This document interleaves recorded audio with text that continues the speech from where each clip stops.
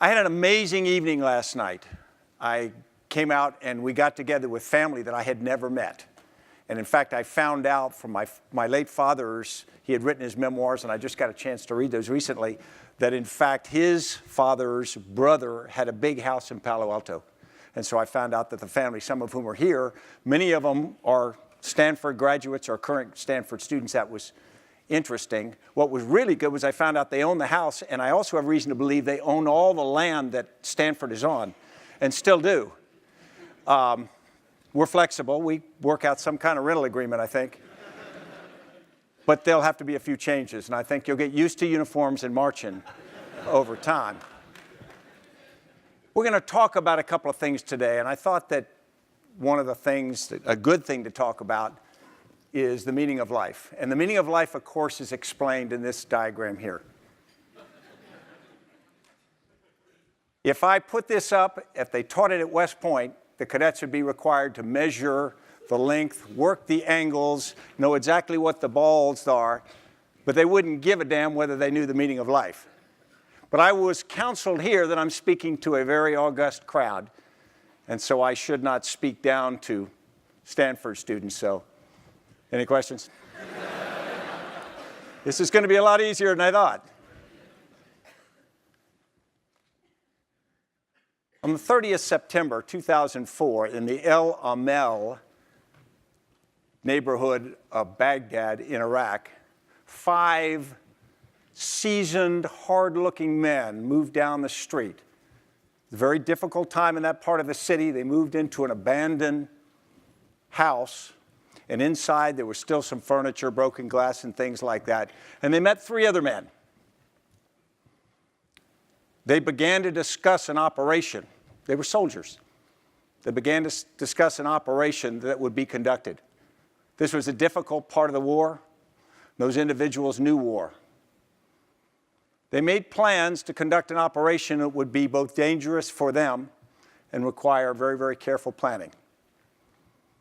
Ultimately, because of the nature of the operation, they wore local garb, and they used local vehicles. And they had 2 vehicles, and then they had some people who would move on foot. When they were prepared, they occupied 2 of the vehicles, and then the people on foot took off. And they moved toward their target where their enemy was meeting. The enemy was meeting at the opening of a water sewage plant.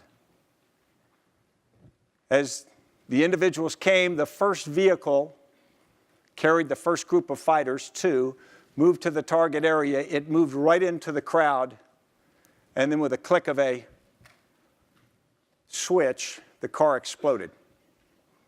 It created mayhem.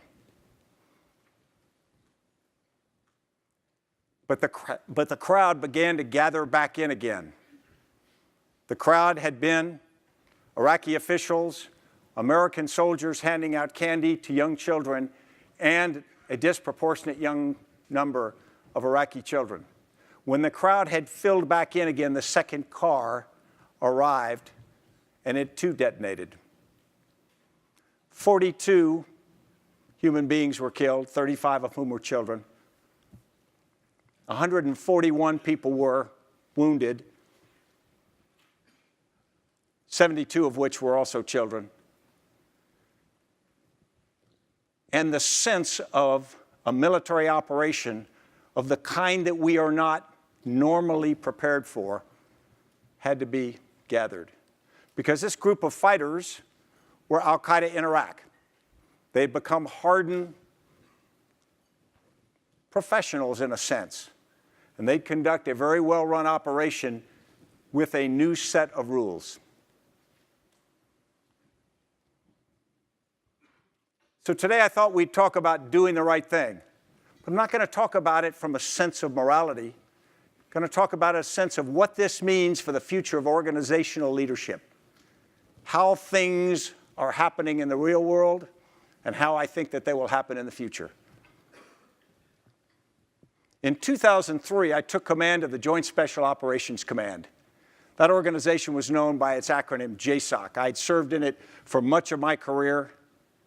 I'd served in Afghanistan before this, and I took command of this unique organization. And this organization was formed after the failure of the 1980 attempt to rescue Americans held hostage in the American embassy in Tehran.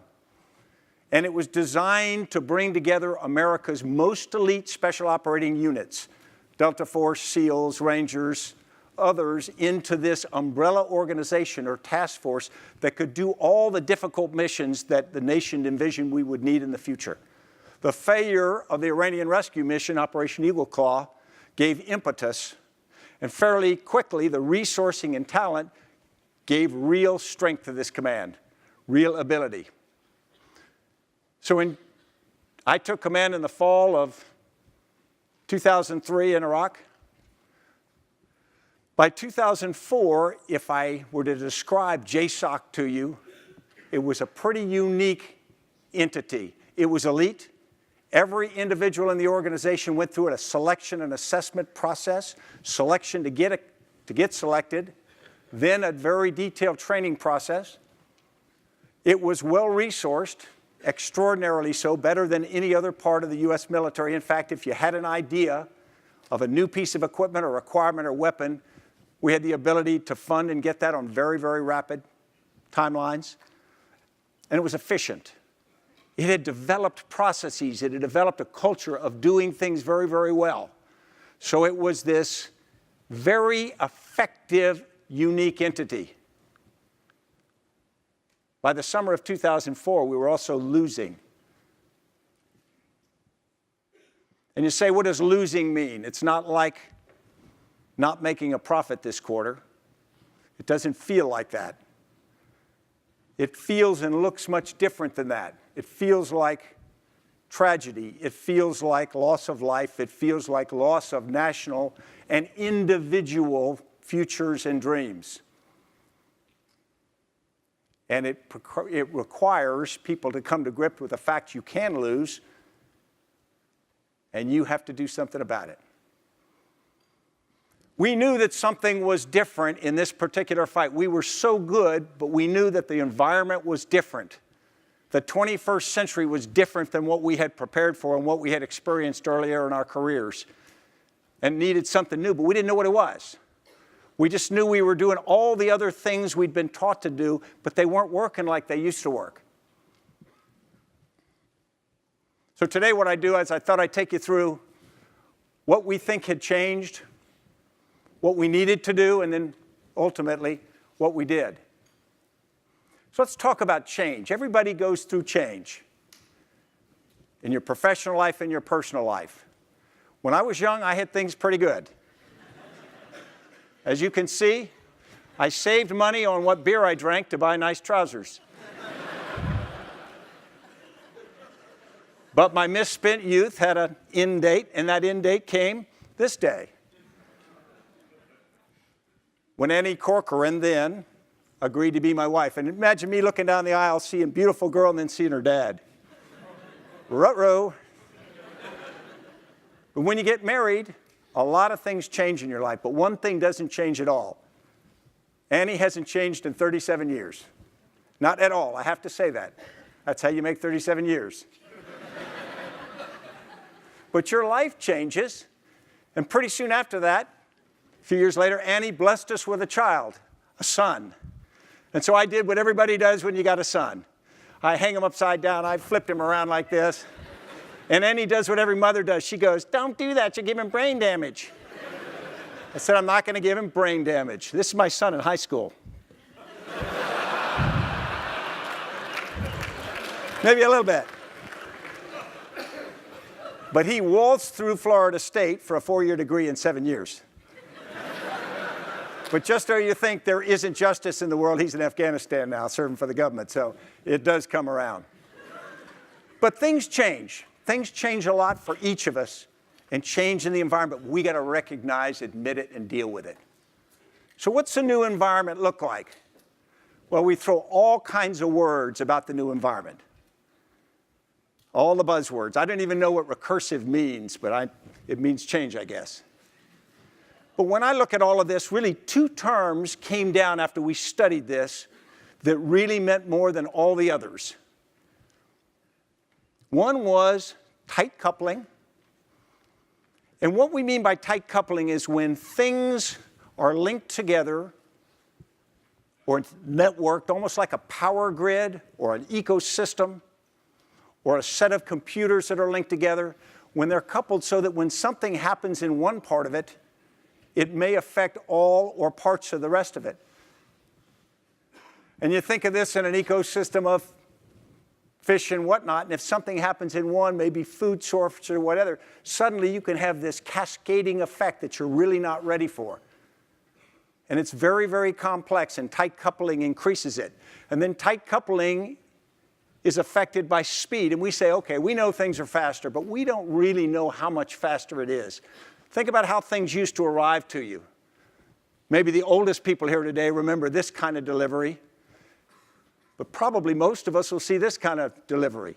Things will happen at a speed we're not prepared. And when you put the two things together, the effects of tight coupling and speed, you get some interesting effects. But what are you affecting? You're affecting what we called the elegant solution. This is what was taught in business schools for many, many years. The elegant solution was great. I mean, just look at it. It looks good. Put that on the wall of your office. Looks like you know what's going on. Information goes down, goes through set paths. After a certain period of time, at the end of the day, end of the week, end of the month, whatever you specify, the information comes back up. There are right angles. There are blocks that fit neatly. And different parts of the organization, if they need to communicate, there's a process to do that. It's going to go this way. You're going to talk to this, and it's going to happen just like this.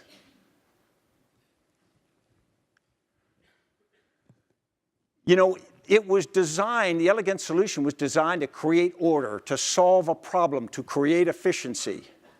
And people are always doing that. At the end of the First World War, the great takeaway was that defensive arms were stronger than offensive arms, and trenches worked very well to stop enemy attacks. So in the interwar years, specifically the 1930s, the French looked at a growing strength in Nazi Germany, and they decided we need to do something to protect ourselves. So they created something which has become almost a byword for stupidity. They created something called the Maginot Line. And the Maginot Line was designed to defend the border between France and Germany from German invasion. And if you look at the Maginot Line, it was actually a pretty amazing thing. At the top, it had these steel cupolas and partially buried cement and concrete facilities, very difficult to target, very difficult to get at, but easy to man with a small number of forces. Vertically, it went down on the ground, and it had elevators that went down through multiple levels. And at the multiple levels, like at one level, you'll have ammunition. Another level, you'll actually have railroads that connect to different parts of the line for very efficient. The idea was with a very small number of forces, you could defend against a huge potential German attack. And together, it was a pretty amazing engineering feat. And everybody says, well, this is just a monument. I think Patton said a monument to the stupidity of man. The thing about the Maginot Line is it worked. It did exactly what it was designed to do. The Germans did not breach the Maginot Line in 1940 when they invaded France. The French had solved that problem. But they had not solved the real problem, the big problem. The Germans went around it. They went to the north, and they came through. So in effect, the solution worked, but didn't solve the problem. So the answer was to an incorrect question. So we go back to the elegant solution, and we start to say, well, it's so neat, it's so clean, it's so comfortable. What could be bad about this, or what could be the weakness? Because it was vertically stratified into horizontal tiers, tiers of rank or authority. It was horizontally stratified into vertical silos, typically around a functional area, part of an organization. And if you think of the horizontal tiering, information would go down and it would go up, but it assumed that the organization had adequate time for information to flow through those pathways. But speed, as things sped up, actions around them, suddenly that was tested, that has been tested.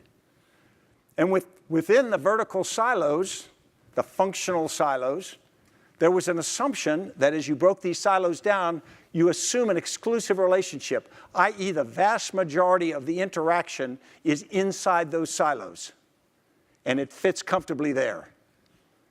And if somebody needs to do business, most of what they do can be done right inside that silo. But as tight coupling kicks in and increases in its reality, suddenly, if you've got to do business in one part of the organization, but it doesn't reside only in your silo, if it affects many other parts of the organization, suddenly you got problems. Because across the organization, the pathways to connect these parts and deal with the tight coupling are ponderous. So speed and tight coupling suddenly challenged the functionality of the elegant solution. So what did we need? That was really what we faced. What did we need in Iraq? First off, as I talked about, JSOC was tasked with defeating al-Qaeda in Iraq, which we called AQI. And go back and look at what was the force I had. It was an extraordinarily elite, effective force, conventionally organized. It had some really important traits. It had a very clear and effective structure. It had very understood and rehearsed processes. It could measure what it did, and it could optimize or get the most efficiency out of the organization possible. Hit the most number of targets, do it with the right kinds of people. And so efficiency, the most effective executors should have been dominant. And in fact, we didn't know it at the time, but we were actually disciples of a guy named Frederick Winslow Taylor. Born in the middle of the 19th century near Philadelphia, son of a very successful lawyer, Frederick Winslow Taylor in 1874 applied to college. There was no Stanford, so he applied to Harvard. He got accepted to Harvard, but he wisely chose instead to go work on a factory floor. Just take a basic job on a factory floor. And there he became fanatical in his desire to understand the concept of best practices. What works best? How do you get the most efficiency out of an organization? And he eventually produced a book, which you're undoubtedly familiar with, Scientific Management, and became a Bible, really, for the 20th century and how we do things. Break everything into its tasks, something we could call reductionism, and then pull those tasks together, and if they're all efficiently done, you got a great process. I think it's really represented well by a really good assembly line. If you get that right, it's going to be hard for any other approach to be more effective. Against this, we have al-Qaeda in Iraq. They were not organized like we were. They were organized like this loose network of associations. We kept trying to put them on whiteboards and we map out their structure, top and tiers down, but they never got that memo. And they were instead organized by friendships and family associations and who'd served together in Afghanistan, who had other relationships, who was married to whose sister.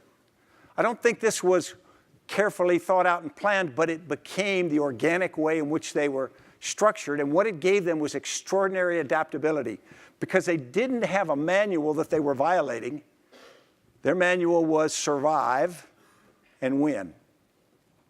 And so suddenly this extraordinarity, the apogee of efficiency is up against this child of adaptability, and we were having big problems. So we thought a lot about this, and you say, what is efficiency? Efficiency, if you get it down here, it's getting the most Y, what you want, with the least X. It's making the most cars with the least steel. It's doing the most raids with the fewest forces. It's making the most money with the least investment. And it's pretty straightforward. All you got to do is clarify what Y is, and then focus until you figure out the most efficient X. But it assumes you know why. It assumes you know what you have to do, the output or requirement. But speed and tight coupling have produced something we call emergent properties. And emergent properties are when you put together phenomenon like those, you get unexpected outcomes. You get a different environment that those qualities have changed. And so suddenly, Y is not so easy to solve for. Think of it this way. We're going to talk about springs. As we get more data now, we can collect more information now very, very quickly, and we can predict weather better than ever before. Now, forget things like global warming, but just typical weather patterns. As we get more and more information, our ability to predict weather has gotten increasingly effective. So it ought to apply to everything, but think of the Arab Spring. We have more and more ability to watch what's happening, talk to people, deal, more and more data, but in reality, the Arab Spring is a complex event that is affected itself by more data. As more information passes, more communication, more complexity. So we are trying to gather more data, but exponentially, that which we are trying to measure and predict is more complex. So more data does not equal more predictability. And that can produce something we call predictive hubris. In 1973, they did a study. And the study gave people who were well experienced in horse racing information. First, they gave them 10 pieces of information about all the horses, and they asked them to predict the outcome, and they measured their confidence in how accurate they thought their prediction would be. Then they gave them 20 variables and asked the same thing. Interestingly enough, with 10 variables, their accuracy was X. With 20 variables, with 20 pieces of information, their accuracy didn't go up at all. But their confidence that they had it right went up significantly. So they were more confident, probably with the second than they should have been because they had more data, but they didn't really have more reason to be accurate. So you can have a phenomenon which predictive hubris. And think of the times in life where we assume something is going to happen because it has happened before, because data says it is, and then we are completely surprised. So now we say if we're going to go back to our equation of getting the most with the least X, what if you don't know Y, and it's pretty hard to figure out the other variables? Suddenly you're dealing with constantly changing requirement. You don't even know what the problem you're going to have to solve tomorrow is. So getting a perfectly efficient solution to that is elusive. So adaptability becomes the holy grail. And the way I put that is adaptability is a difference between doing things right, doing things by established processes, habits, training, and doing the right thing, doing what works, becomes your tension. And if you go back to Iraq, the difference between my force and al-Qaeda in Iraq, as much as we tried, we carried the baggage of doing things right. If you don't violate your processes, the principles you've been taught, people won't criticize you even if you fail. But I did all the right things. No, if you lost, you obviously didn't. Against an enemy whose only metric was survival and success. So efficiency comes up against adaptability, and efficiency comes up the loser. So what we did was we melded the two. We tried to take the best of what we do, put it together with extreme adaptability, and change the way we thought and operated to make it work. So how did we do that? What did it look and feel like? We all know small teams. Everybody's been on a basketball team or a small class or something where it just feels easy. You can finish each other's sentences. You can predict what people are going to do. What's the nature of those that allows that to happen? Most of us remember the 1st of May, 2011, and the raid that ultimately killed Osama bin Laden. Had we been watching in real time, as some people were in the White House and other locations, as the two special helicopters came to land in the compound, one of the helicopters crash landed. Now that's 50% of your assault force crash lands before you get anywhere eyeball to eyeball with the enemy. And you go, we're screwed. But if you understand these operations, and while I was in command, we probably did several thousand of equal complexity, something always went wrong. That was well within the span of what we typically expected and experienced. So when an aircraft goes down, it's not like, we got to go back and try again another day. Nope, we deal with it. And so that had been built into the DNA of the force. That had been built into the people. So what does make a team great? We always say, well, go get the best people you can, sum of its parts. Get together talent, and you're going to win. I call that the dream team fallacy. For those of you who remember the U.S. men's basketball team in 2004, brought together the best professional basketball players in the world, walked away with a bronze medal, while Argentina got the gold. So strictly speaking, just talent doesn't do it. A team is not the sum of its parts. There's something else.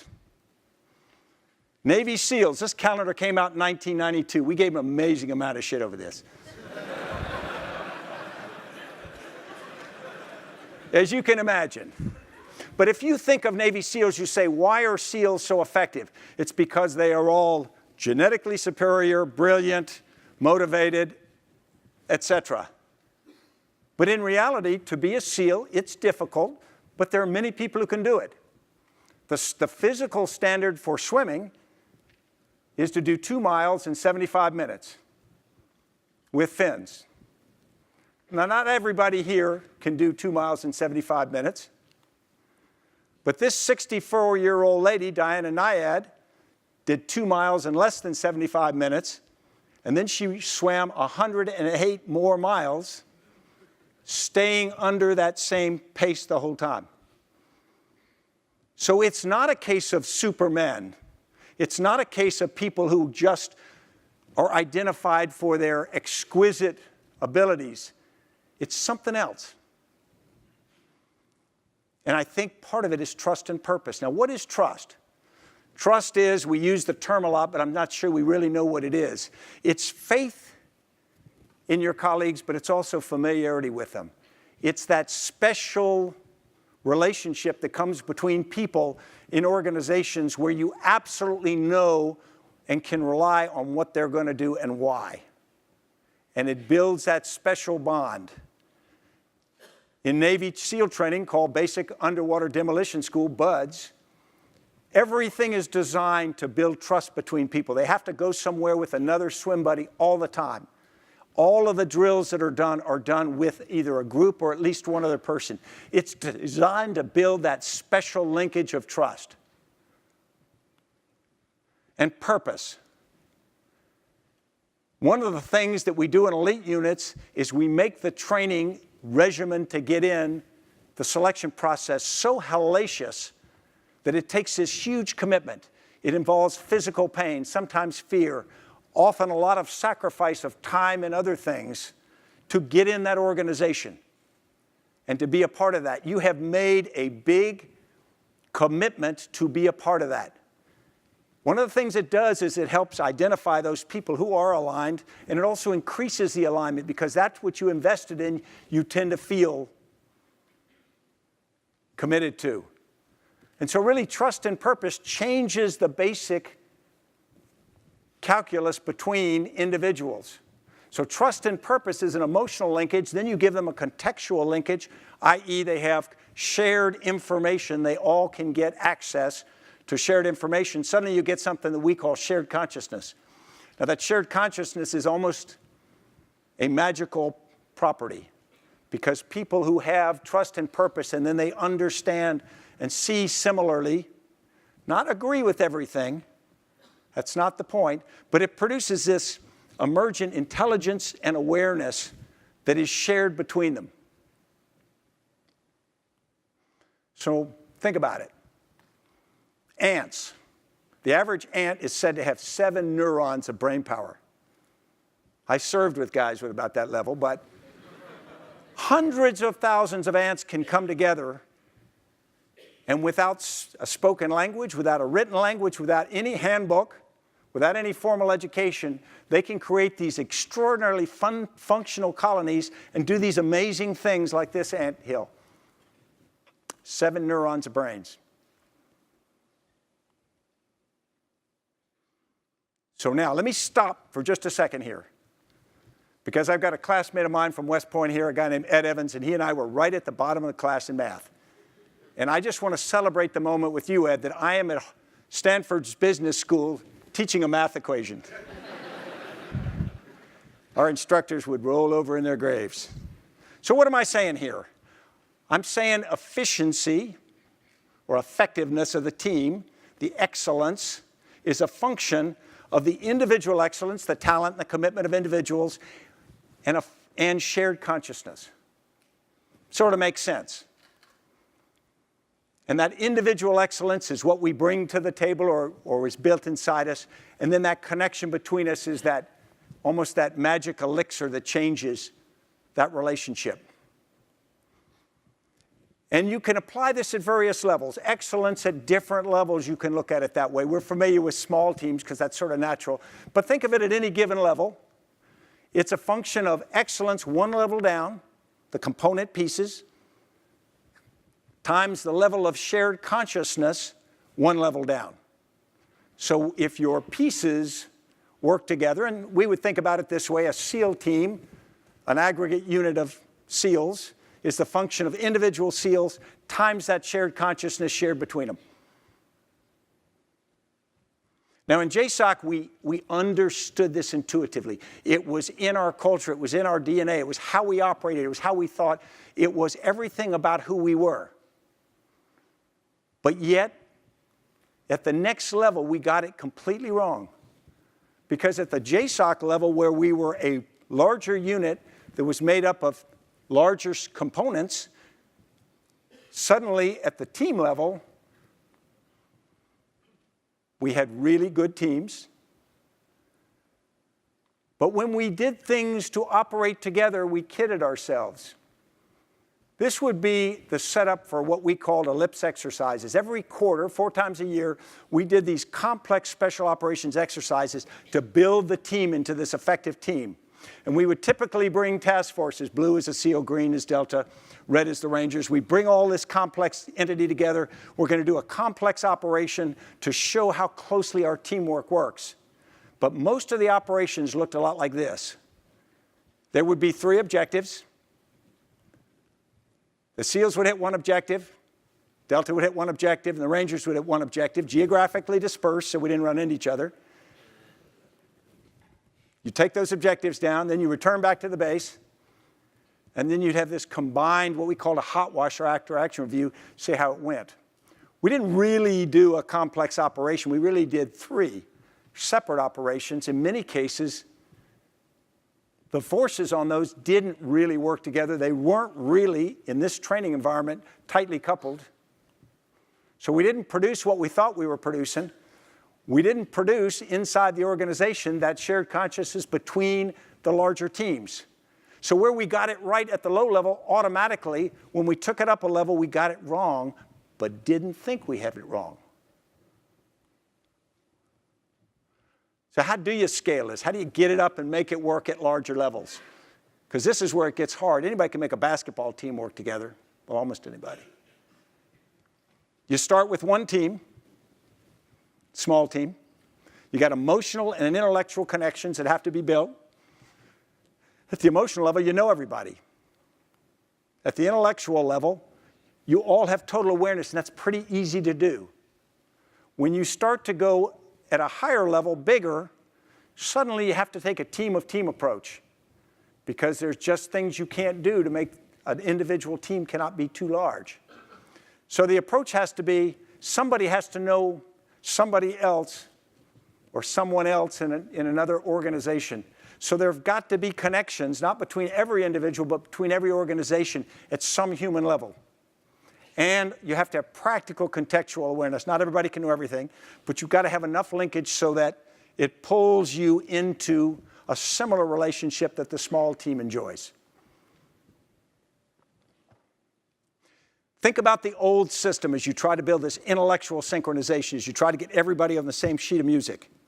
Inside our vertical silo in our old elegant solution, we typically had things which made that work. You had environmental context. Everybody shared. They saw what was happening in their part of the factory, their part of the business. They got that. They had organizational context. They knew people. They knew how it was structured. It was pretty comfortable. And technologically, they were constrained. It was hard to reach out and talk to people in the other part of the organization because you had to go to another building, another state. We didn't have email, phones quite as easily as we do now. So maintaining connections was automatically constrained so it wasn't assumed. Well, all that's changed, obviously. When you think of effective intellectual synchronization, we think of NASA. And so what do you think? You think of the movie Apollo 13, and you think of the control room, and you think of failure is not an option, everybody going check, check, check, check, check.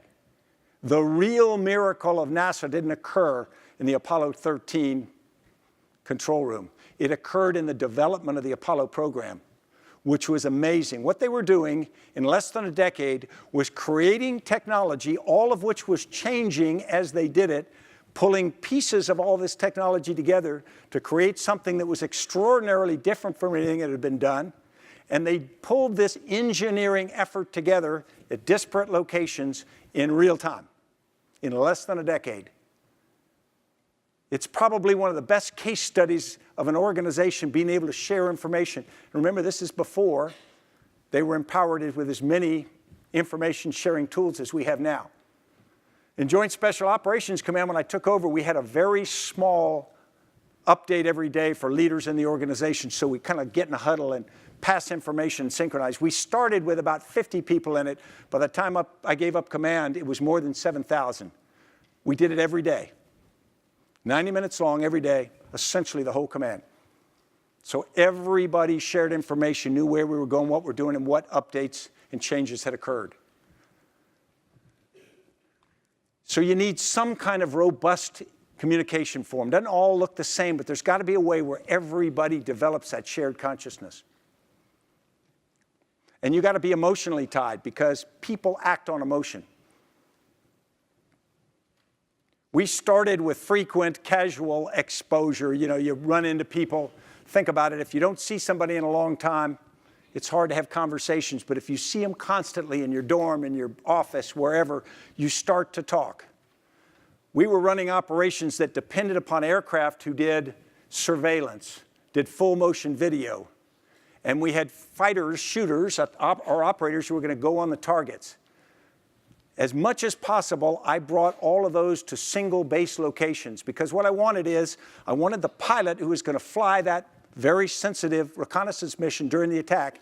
When they came back and they went to the mess hall, I wanted them to run into the operators who'd been on the mission.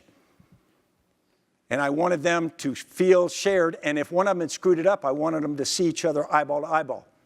Because it's a lot easier to screw somebody that you don't have to see the next day.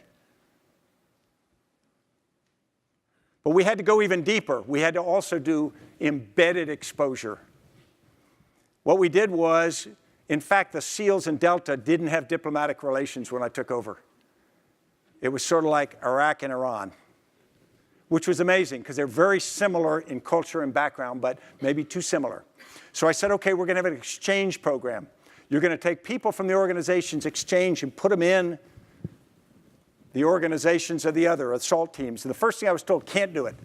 Cannot be done because we grow up together, we have our culture, we've got to rely on the guy to our right and left, and so it's unfair to put this external person in there. And I understood that, and I recognized, I said, but that's all right. We're going to do it anyway. Because it's hard to hate somebody you know, with a few exceptions. But some months after we started doing this, we had a firefight in Iraq, and one of our operators was shot, and he lost his leg. And the investigation turned out he'd been shot by friendly fire. He'd been shot by one of our own operators. And then we found out he'd not only been shot by one of his own operators, he'd been shot by one of the exchange guys from the outside. And I said, that's it. Everybody's going to bring out every antibody to this, and they're going to throw this on the table, and they're going to tell me, see, you're responsible, you got it wrong. And that's not what happened. They said, no, that stuff happens. He was doing the right thing. He's one of us. Let's move on, to include the guy who lost his leg. We had been just long enough where they had gotten over that, and now it became an empowering thing. The guy who lost his leg, interestingly enough, courageous guy, 18 months later was back in the fight on a prosthetic leg. Still is. So shared consciousness, really, with our meaning of life ball here, is a combination of the intellectual and emotional components of this. But back to speed. It's one thing to get it right, as long as you get it right fast enough. As fast as you have to have it. And this was a real problem for us. Because if you think back to the original hierarchical model, we always draw a triangle for this. At the top of that model, what do you got? You got information going up where people think. That's where the thinkers are. People that have assigned parking spaces. And at the bottom, they give commands down. You got people who are doing it. People who are actually doing the work. So you got the people up here thinking and the people down here doing. And yet it can be a problem. There's a lot of history for it. If you think of Army units, traditionally, they're very much directive. Armies would get in formation. They would march in formation. The whole purpose was to get everybody at the same place at the same time so you could focus either in combat or otherwise without losing people and being disorganized. The Navy had a different approach. Inside a ship, there was tremendous discipline and focus, but once a ship was sent, you couldn't talk to it. When Admiral Perry went to open Japan, they kind of patted him on the head and say, go on over there and do an incredibly important thing for American foreign policy. Let us know how it goes. They couldn't guide him, so they didn't try to. They said, go out and do what makes sense. Pretty interesting difference and adapting to situation. But nowadays there's this danger, there's this seduction of situational awareness. You can get on the internet, you can read every paper, you can talk to people, you can call anybody you want, you can do it in real time. By 2005 and late on to the rest of my tour, I could sit in my command center, and in the command center there were about 8 or 12 of these flat panel screens, and what they would have is full motion video downlinked from Predators and other air things that are giving me real-time TV coverage of every operation we're doing. And I could sit there and I could watch everything that's happened. I could watch what's going on the target. I could watch the raid force. I could arrive. I could watch the firefight. And because we took the radio signals and pumped them into our internet, I could listen to every radio call. I could listen down at the lowest level. I could listen to operator 1 talking to operator 2. And guess what? If I wanted to, I could push a button, I could talk to them. But I never did. Because I realized that that was a seduction of situational awareness. I didn't really know what was going on.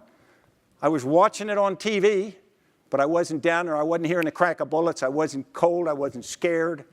I didn't have a feel for what was actually happening. But the danger is, because we get all this data now, we watch what's happening in Tahrir Square in real time. We say, well, we think we know what's happening in Egypt. Of course we don't. We may have more data, but it's even more complex than that. And so one of the dangers is not falling prey to this. So what we really had to do to make this work fast enough was to change the thinkers into doers, the doers into thinkers, and everybody became both. And it changed not just how we operated, it changed the culture of who we were and how we thought of what we did. We inverted the model. We decoupled the relationship between information and control. i.e., if I have the information, I have control. Because now we could get the information to everybody and more people could control what they did, which allowed us to do what we call empowered execution. We say decentralized operations. You know, if you take decentralized operations too simplistically, you're just pushing your problem down to other people and say, do it. If you don't also give them the authorities and the information, they're operating blind. And it's unfair and ineffective. But if you empower them with those things, suddenly empowered execution lets people operate at the right level, decisions be made at the right level effectively, and they also feel differently about it. They say, how much should you decentralize? Decentralize until you're uncomfortable, and then decentralize one more. What did it do for us? How was it played back to me? In the summer of 2008, August 2008, my force in Iraq did 18 raids. That's about one every other night. Now, I thought we were at a breakneck pace. I thought we were just pedal to the metal. How could you do more operations than one every other night? Because they were planned and they were rehearsed and they were reported up to me and then I'd approve them and then they'd do them. Just couldn't do it. But we were still losing. And not only were we losing, we were starting to lose even more. So we changed how we operated. And 2 years later, we were in the fight the whole time there. 2 years later, same month, same force, same everything else, we did 300 raids that month, 10 a night. We kept that pace up for 2.5 years.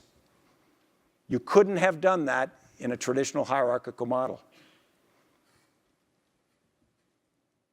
So when you think about inverting the model, really the two things that became critical first were shared consciousness, we've talked about, letting people have a clear shared understanding, and then the idea that you're going to empower execution. And the two support each other. They're mutually reinforcing. And that's what we now call cross-lead. For those of you who are in love with the elegant model, this is just to make you feel good. Because you worship at the mantra of efficiency. And you have your prophets. We all had our prophets. And they weren't wrong. We got a century of extraordinary value out of being efficiency-minded. But we're not playing that sport anymore. The game has changed. The battlefield, the environment, whatever you want to call it, has changed. And now, I believe, the secret is adaptability. And it's being able to increase our adaptability constantly. Not just our personal adaptability, but at every level.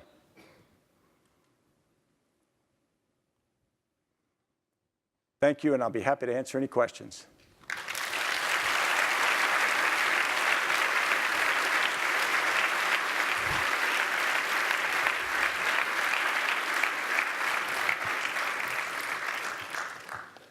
The question was, what's the single most unexpected thing that I learned? It was probably wrapped up into this. I expected that if we got better and better at what we did, if we honed our skills, shoot straighter, fly faster, do all of those things, that if we got good, that our technological and quality mismatch would allow us to win. That was true at the tactical level. We won every firefight. We had night vision goggles, we had global positioning system, we had incredible people, you know, with tremendous skills and courage. So we won every firefight. The problem is that doesn't equate to winning the war. And for about 2 years, I pressed this organization to get better at what we do, better at what we do, better at what we do. And we're winning all the firefights, and I'm telling myself, therefore, we'll just do this long enough, we'll win the war. That wasn't right. It was like 1,000 people taking an axe and chopping on a tree, but they're all hitting different spots. A lot of bark's flying and whatnot, but the tree's not going down. It wasn't until we figured out to change that model and we had to get more focused into the big outcome that it worked. And it ultimately did. We broke Al-Qaeda in Iraq. Now, they're coming back, but it's for reasons of internal to Iraq. Sir. General McChrystal, good afternoon. My name is Phil Mazzara. I'm an MBA 1 and a former Navy pilot. You spoke a little bit about how drones had kind of affected your situational awareness. And I'd like to ask you another question about how drones can perhaps affect the calculus when decision makers are making decisions. From a tactical level, as a commander, it seems like the use of drones makes a lot of sense when you're going after a target. If I've got to choose between a manned aircraft and a drone, I'm going to pick a drone every day because we don't put a service member at risk. But from a strategic perspective, when our civilian decision makers are making decisions to use force or not to use force, do you think that the use of drones or the capability of drones alters the calculus and makes it easier? Yeah, that's a great question. Let me frame it a little bit. First, I think drones are here to stay. We're going to use them. We need to use them, and they're an important part of what we do. And we're actually going to use them even more. So I think that's important. But they are different. They're different because they are perceived differently. Now, if you think about it, there are several factors. The first is, go back to 1988. Anybody remember what happened in 1988? How many of you weren't born in 1988? That's very sad. President Clinton ordered Tomahawk missile strikes into Afghanistan and to Sudan in response to pretty clear activities on the part of Osama bin Laden. Now, if those Tomahawk missiles didn't kill UBL, but they killed various people, created damage, if you'd asked the average American the next morning if we were at war, what would we have said? No, we're not at war. We fired some Tomahawk missiles. If you were near the impact point of a Tomahawk missile and you asked the next morning if they were at war with America, what do you think they'd say? The answer is probably different. So if it lowers the threshold on the use of military force, it's dangerous. And what I mean, if it can be too casual, it can seem too easy, too inexpensive, too risk-free, and it increases your likelihood of doing it, then I would say everyone who orders one ought to go stand next to where one has gone off and where you see body parts and things like that. It's very different. So I'm not saying we don't use them. I'm saying you got to make sure you understand what you're doing. The other part of it is perceptions. We've got problems with some Mexican drug lords in the U.S. and whatnot, and the Mexicans are after them. But what if Mexico flew across the border with drones and did a missile strike in Texas? How would we respond? Probably not well. And it's the perception of we can step back and hurl thunderbolts like Thor without any risk to ourselves that's viewed as arrogance. Now, whether that's right or wrong, perceptions matter in the world. That's why people go to war, because they perceive something. So I think we've got to be very, very thoughtful about how everything we do is actually perceived by others. Again, not throw out the capacity entirely, but be really thoughtful about it.